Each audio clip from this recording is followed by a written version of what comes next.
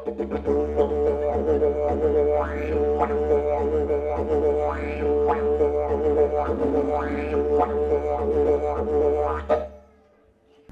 I'm here at the Green Gathering at Chepstow, and I'm speaking with Sika Rose, and welcome, Sika. Thank you. Yeah, it's good to So, Sika, tell us a little bit about your life, your journey so far.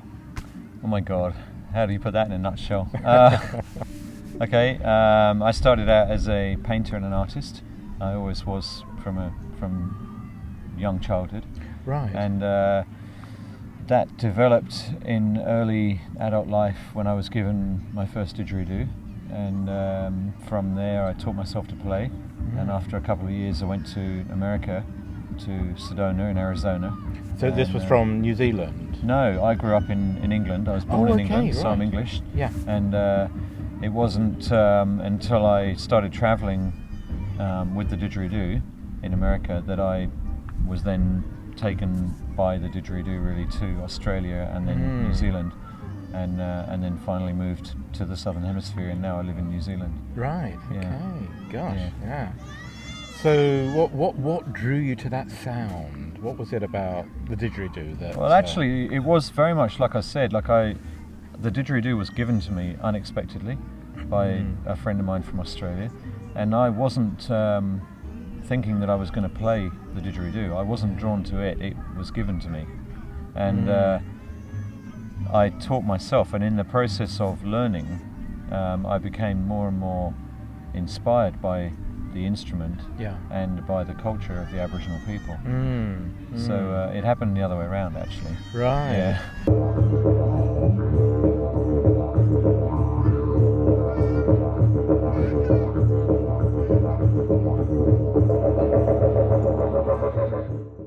So with the Aboriginal people, what in your experience have we lost in the West? Because you must be really in touch with the grassroots of that culture. Yeah, that is such a painful story, really. Obviously, we're all aware. I think, hopefully, we're all aware now of the terrible sacrifices that so many Indigenous cultures have made, and we can learn so much from all of them to make a generalisation.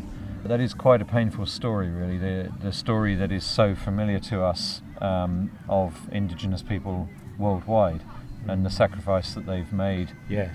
I mean, God, where do you start with something like that? It's I think, important that we go beyond the victim and the persecutor, and we look at what's going on here on a bigger scale.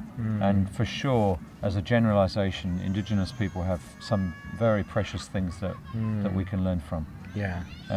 For me, the Aboriginal people in Australia in particular have taught me a lot about my relationship to the material world, because they have very few possessions, and the possessions they do have usually have more than one purpose. Right. And they're not attached to them in the same way that we are. So we have a culture that is full of objects and things, and we're quite attached to them. Yeah. So there's a fundamental difference there. Their relationship to time is quite different to ours as well. Right. And because they have been around for 50,000 years or longer, which is a very, very long time, they have a very different concept of how long things take to naturally take their course. Right.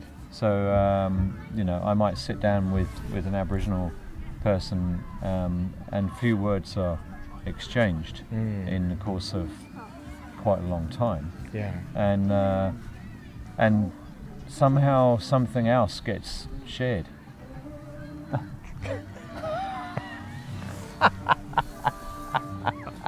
Well, this is live TV. We have a couple of boys deciding to use the tree as a Repost, but there we go.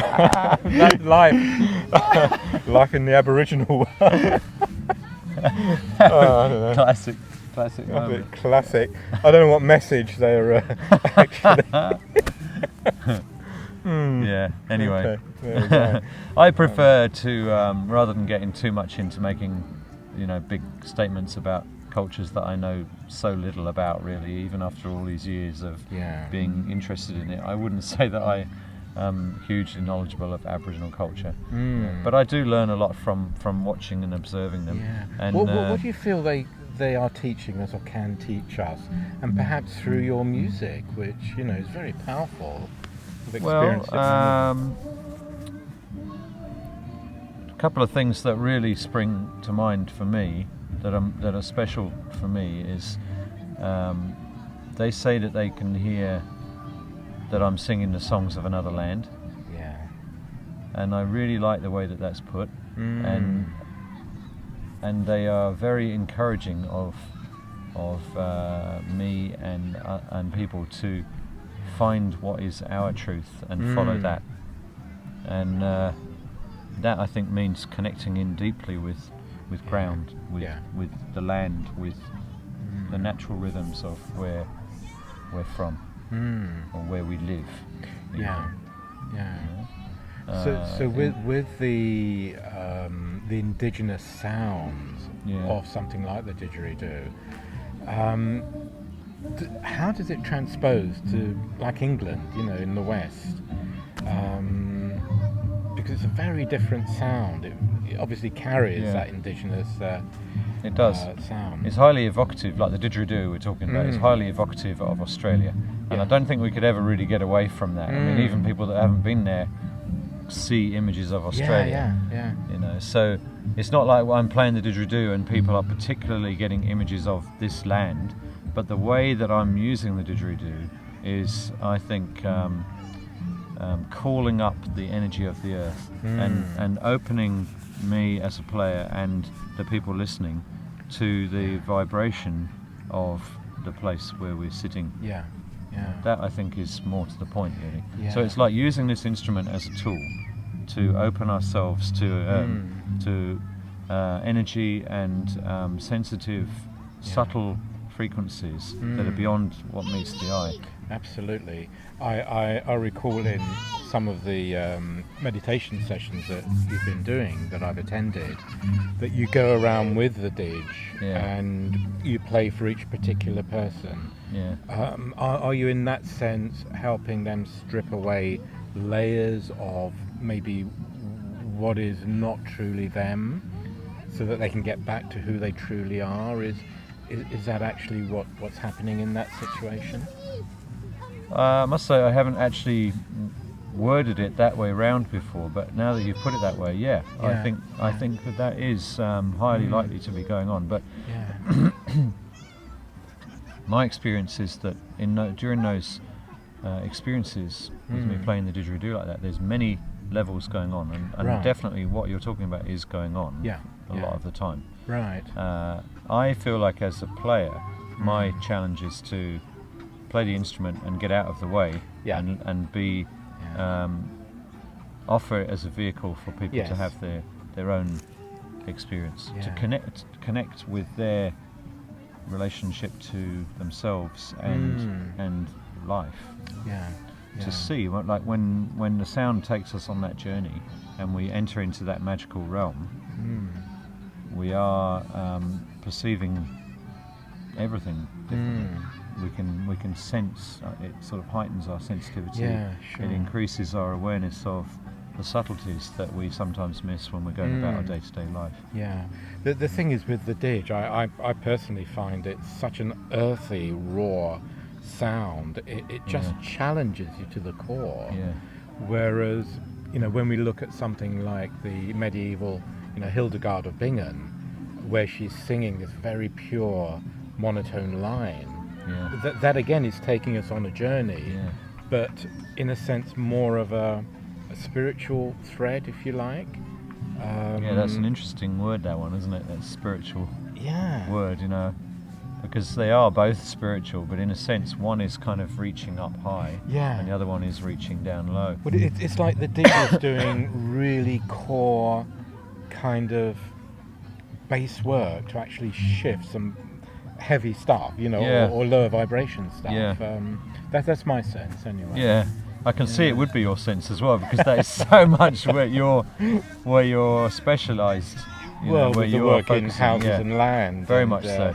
Yeah, maybe I should learn to play the dish and actually You carry don't one need with to, me really, in my space clearing bag a little bit. They are really amazing for space Yeah. clearing, I'm sure. Yeah. And they're really Yeah. amazing for moving energy. Sure, if yeah. people have, if we have a blockage of energy, then Right. the sound literally vibrates and Yeah. sets it moving again. Yeah. So it's absolutely. quite easy to understand. Mm, And the didgeridoo is very, very powerful, as we know, Yeah. on levels that are not really possible to understand, or if they are, then they're very deeply subconscious. Yeah. Things happen, Yeah. and in a room full of 100 people, you can see that there are certain things that happen to virtually everybody over and over again. So you Yeah. can safely say that is what's going on. Yeah. With the history of the Aboriginal people, they hand their traditions and their experience through generation after generation, and they have done for thousands of years. Yeah. As an Englishman playing the didgeridoo, without that story and not wanting to follow that story, I'm kind of finding out for myself in a sense, and I've had the feedback and the mirror of thousands of people over the years Yes. who've told me the same thing over and over. So now there's a Yeah. picture that is emerging Yeah. for us Westerners to understand the deeper, more subtle things that are happening with these instruments. Yeah. I mean, you do, as an energy, from my perception of you, carry a lot of that Aboriginal kind of culture. Although you were born in England, because there's this whole thing that I look at when I'm working with people, are you born in the right place or the wrong place? Oh, right. And then you end up Yeah. moving somewhere else. Yeah, true. Do you get a sense that you kind of belong more to that culture than England, for example? Oh, that's a funny one, eh? I'm back in England now, Yeah. and I love it. I can arrive in England, and within my first few breaths Yeah. of the air here, Yeah. even arriving at Heathrow, which is far from nice air, Yeah. I'm present, I'm here in a Yeah. very, very deep way. I'm so intrinsically connected to this place. These trees, everything about this land, I Yeah. feel I'm at one with it. Yeah. After 20 years of living in the southern hemisphere, in New Zealand and mostly in Australia, Yeah. I still don't have that same depth of connection, interestingly. What with Australia, you mean? No, I don't have that same No, depth of connection. okay. So I'd have to say that I feel personally that my birthland has a deeper connection to me. Right, yeah. So the classic question, where is home? Yeah, that's a nightmare question for me. Don't ask me that, please. I'm afraid it's too late, because everyone is going to want to hear the answer to. I've been where is asking that home? question for Yeah. a very, very long time, Sure. and right now I'm not entirely sure where home is. Yeah. And actually, when people say to me, which they often do, that they are wanting to live in Australia or in New Zealand, but they're from here, Yeah. I say to them, think carefully about this, because if you have family over here and you go and live over there, you're creating a quite dualistic Yeah. lifestyle, and it may not be easy as time goes by. Sure. Yeah. Yeah. Just take a holiday and check it out. Where is home? Yeah, absolutely. Well, I tell the story that I was born in Cyprus, and I came to England when I was 2.5. Right. And then I spent the rest of my life seeking home, Have you? which is the Mediterranean. Yeah. And then for the last 20 years, I, as the house whisperer, work with helping people understand what is home. Yeah. So that's an interesting journey in itself. And I'm finding a stillness from within a lot more these days. I'm enjoying less, and the need to know that the answer to that question is not so pressing at the moment. But is home not ultimately our connection to source? Yeah, ultimately, Yeah. for sure it is. Yeah. Most definitely. I suppose. And that I think is what I'm really doing with my work. Yeah, and is just I'm the enabling, beingness. I'm providing an opportunity for people to connect deeply with Source. Yeah, absolutely. And this is obviously the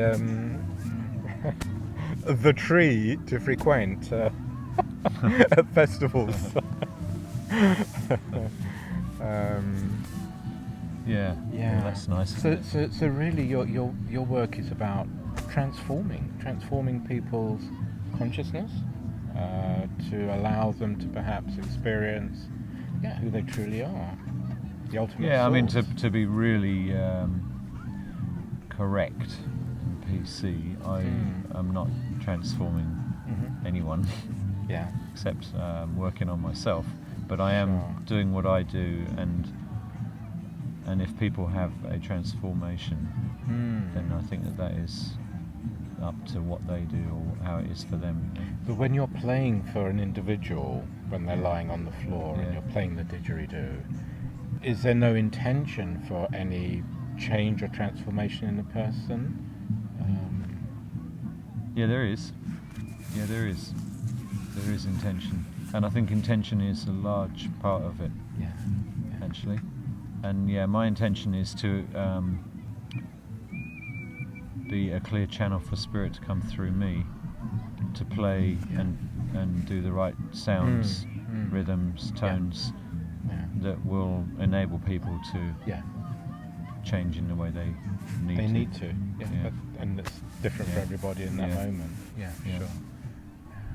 Yeah, because otherwise I think I would personally be running into problems with ego, with thinking that I'm doing something that actually is not me doing something. It's much greater than just me, Yeah, sure. Yeah. It's just being there, being present, and allowing the process to unfold for whoever's in front of you. Yeah. So that over the years, I think that much of the process of learning the instrument has been about learning to do what we're talking about. Yeah. Basically, get out of the way. Yeah. You know? Yeah, and that's where the work is, isn't it? In actually allowing our own stuff to. Yeah, very much so. Yeah. So. And as far as house clearing is concerned, I think that sound is a very powerful medium. Oh, actually. extraordinary! Yeah. Really? But when I'm working with somebody in their house, I'm using the gong, the Tibetan bowls, Tibetan bells, the incense. Voice work sometimes.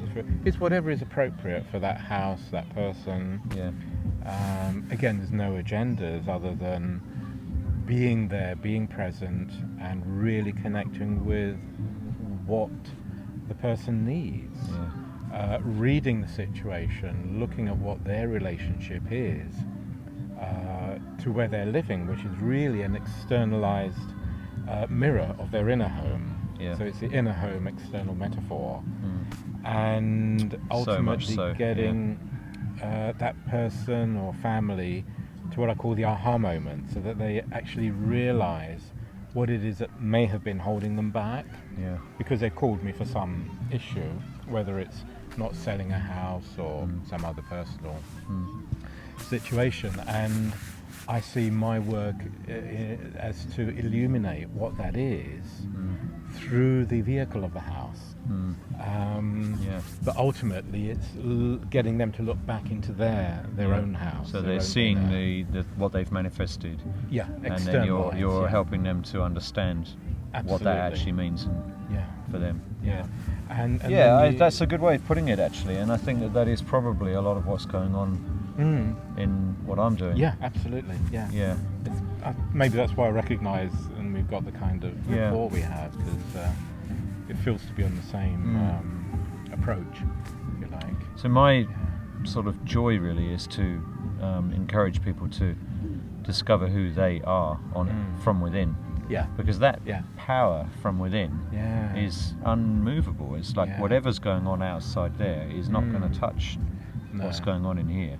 When you have got that connection with that power, then you can really go forward into your life that you're manifesting, that you're choosing, with that clarity, that conviction, that intention. Have you got some examples of where you felt, wow, what a transformation has just happened with a particular person, you know, when you're working with sound?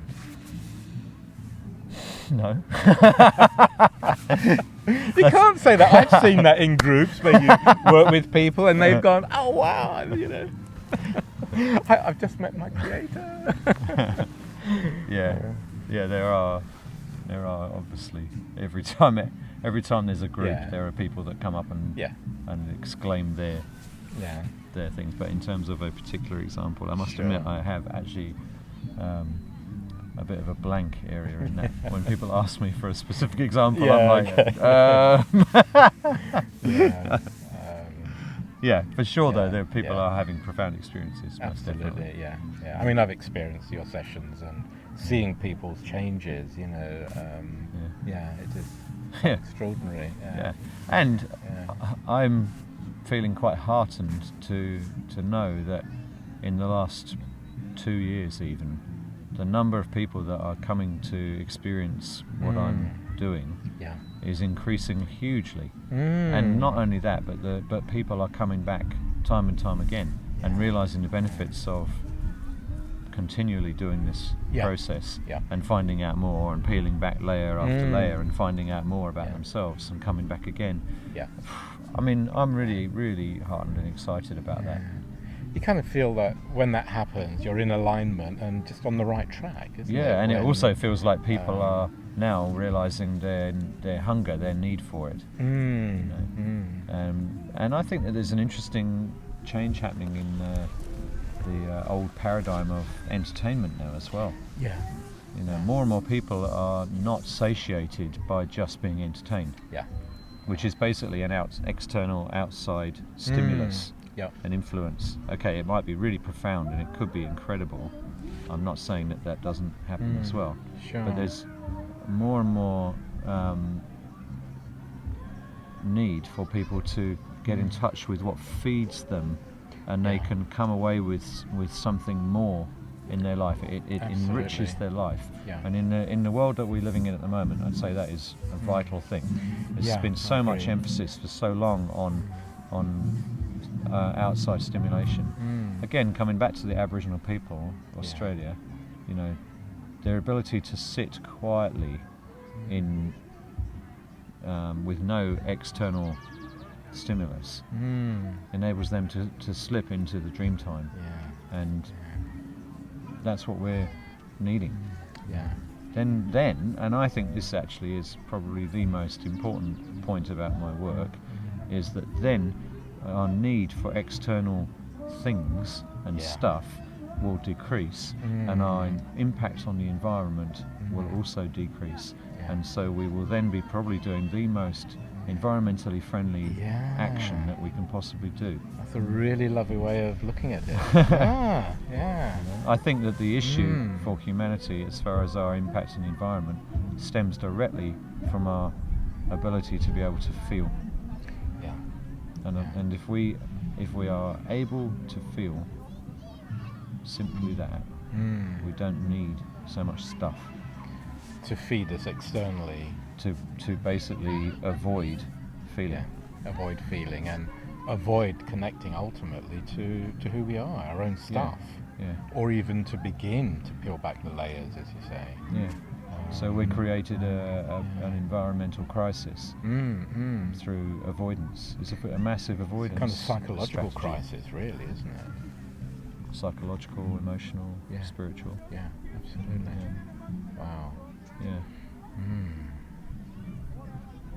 Just to be able to sit and be, you know, with a tree. With or without children using it pee on. To pee on. What better thing to do? Absolutely, Find a tree. Extraordinary tree, Do you find you can walk around a piece of land with the didgeridoo and actually play the song of the land?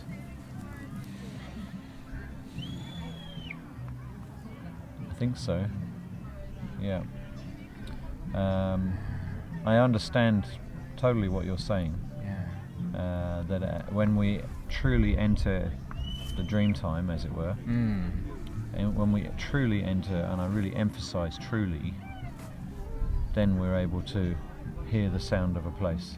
Yeah. And then we can harmonize with that frequency and create more upward spiraling energy. Absolutely. The key is, and I really emphasize it, is truly being in that and not just from information. Yeah. So can you say more about the Dreamtime? Because for myself, maybe it's understanding the language, but how do you describe? Well, it is a word that has now particular reference to the Aboriginal people in Australia. It's basically a state of consciousness, I think, and within that altered state of consciousness, like I say, we're able to perceive things on a more energetic level, rather than just what meets the eye, and how we get into that state of altered consciousness, but it's not really altered consciousness, it's just that it's not the normal one that we're in most of the time. How we enter into that is entirely open to each one of us, and there's a never-ending supply of different ways of doing it. It's available everywhere at any moment. So the Dreamtime is not just Australia, it's here on this land, right here and now. And if we are still and quiet and we're able to leave that clattering mind and slip into what I might call a parallel world or other worlds that are totally here all the time. Absolutely, then we can align to it and play those songs. We can sing up the earth, as it's referred to. And that's very much my experience in working with houses, because I have to listen to the soul of the house, the soul of the land, and listen to its whispers, which is kind of like the Dreamtime in a sense.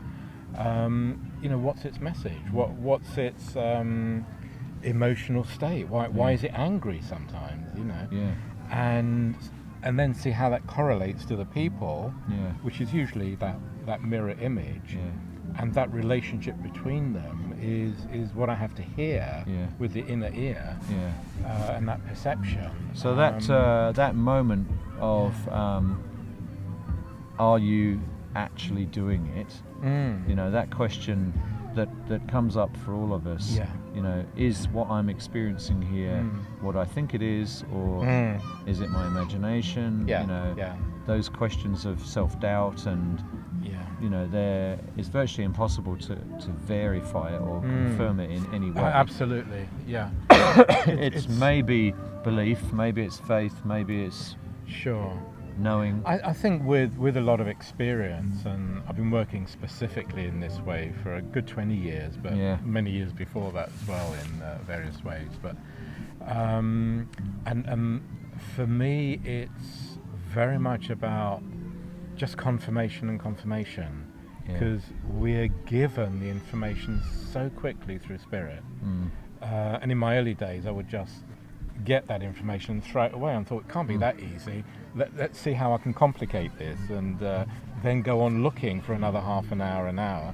But in fact, come back to the original, what I was given in that instant. So my training, in a sense, was to learn to trust that initial download. What you're talking about is important to remember. Like the way to cultivate your intuition is to always trust it. Absolutely. And after years and years of doing that, and years and years of seeing people, like I said before, giving you feedback on it, you see that yes, this is what's going on, because otherwise it wouldn't be that there are so many people that are saying that this is what's going on. So then that also helps to breed that knowing. So I think the question is a good question, like am I able to actually sing the sound of the land? I think so. I think so, because I can feel when something is harmonious, as I know you can, and I can feel when it isn't. Simply.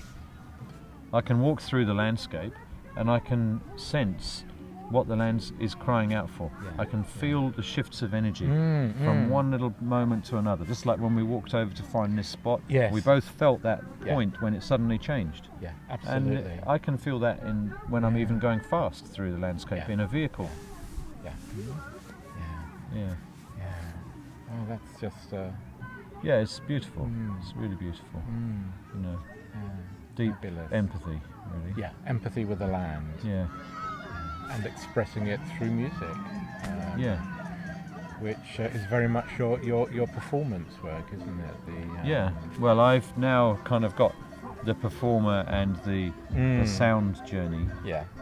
But they're basically the same intention. Yeah. And actually, when it comes to it, very similar effects. Yeah. You know?